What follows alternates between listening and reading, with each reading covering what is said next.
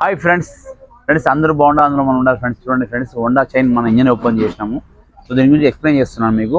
Only దీని గురించి ఏమేమి జరిగింది, దీనికి ఎందుకు ఈ ప్రాబ్లం వచ్చిందంటే వివరించి చెప్తాను మీకు. వినండి ఫ్రెండ్స్. చూడండి, ఈ క్లచ్ కవర్లో మనం వచ్చి చూడండి, రఫ్ అండ్ టైం నడిపేసరికి బాగా చూడండి క్లచ్ పెడి కాలిపోయినాయి.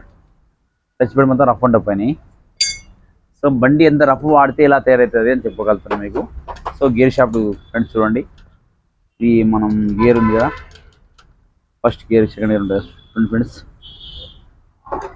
ఇది వచ్చి మనకి గేర్లు స్మూత్ పడకపోవడం ఉంటే కూడా ఇది చూడండి ఫ్రెండ్స్.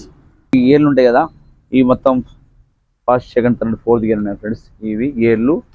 సో గేర్లను చెక్ చేస్తాను ఇప్పుడు కరెక్ట్ ఉన్నాయి అంటే నేను చూసుకోవాలి ఇంజన్ ఒప్పిన తర్వాత. ఈ బండిలో వచ్చి మన మెయిన్ చెంబర్ ఇది ఫ్రెండ్స్. చూడండి, క్రాంకు పిస్టిన్. సో ఏ రోజు మెకానిక్ చేసిరండి ఫ్రెండ్స్. ఇది సౌండ్ వస్తుంది, మా అందరికి వచ్చాడు ఫ్రెండ్స్. నాకు నచ్చలేదు, మా అందరికి వచ్చిన తర్వాత నేను ఓపెన్ చేసిన. ఇది మనోడు ఆయిల్ పంపు సర్క్యులేషన్ సరిగ్గా కాలేదు. ఆయిల్ పంపులో ఏమైందంటే నేను చేశారు. ఫిల్టర్ చూడండి ఫ్రెండ్స్, కనిపిస్తుంది ఫ్రెండ్స్ మీకు. ఫిల్టర్లో చెత్త ఉంది చూడండి. ఇంజన్ చేశారు కానీ చెత్త తీయలేదు. దీనివల్ల ఆయిల్ సర్క్యులేషన్ కాక పిస్టిన్ గీతలు పడ్డాయి, కనపడుతుంది ఫ్రెండ్స్. చూడంండి, గీతలు పడ్డాయి, కనిపిస్తున్నాయి, గీతలు పడ్డాయి.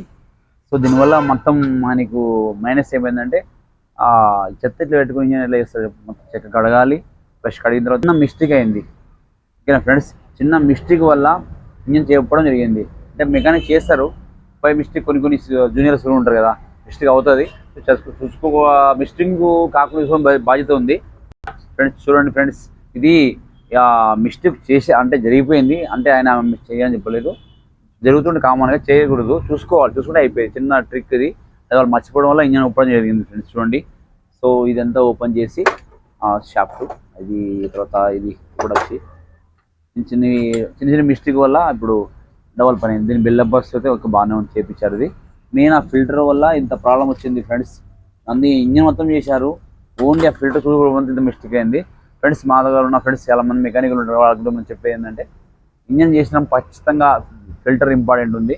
ఆ ఫిల్టర్ మనం చూసుకోవాలి. అందువల్ల మనకి చాలా ఎఫెక్ట్ పడుతుంది. చేసినంతా ఇంత కష్టపడేదిగా బండికి ఇంత డబ్బులు పెట్టి చేయించిన వాళ్ళకి బాధపడతారు ఫ్రెండ్స్, కస్టమర్.